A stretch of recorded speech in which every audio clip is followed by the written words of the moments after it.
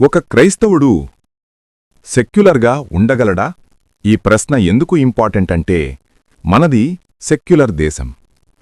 జనాభాపరంగా మనది హిందూ మెజారిటీ దేశమైనప్పటికీ ఇక్కడి హిందువులు సెక్యులర్లు కాబట్టి మన దేశం కూడా సెక్యులర్ రాజ్యాంగాన్ని ఫాలో అవుతోంది. కాబట్టి మన దేశంలో ఉన్న మైనారిటీలలో ఈ సెక్యులరిజం ఉందో లేదో తెలుసుకోవడం అత్యవసరం. ఈ 2 వాక్యాలు చూడండి చాలు. నిర్గమాకాండము 20:3 నేను తప్ప వేరొక దేవుడు నీకు ఉండకూడదు. ఈ వాక్యం ప్రకారం తనను కాక వేరొక దేవుడిని పూజించకూడదు అని బైబుల్ దేవుడు బల్లగుద్ది చెబుతున్నాడు.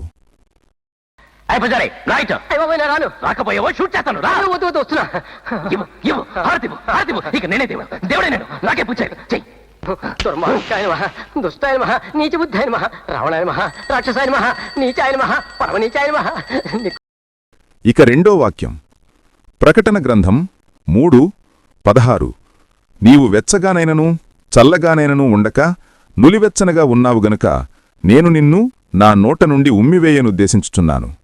ఈ వాక్యం ప్రకారం బైబుల్ దేవుణ్ణి పూజించేవారు కమిట్మెంట్తో ఉండాలి.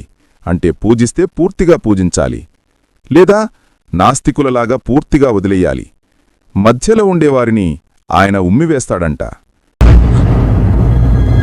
అంటే yes 90 crores minus 1. God is great.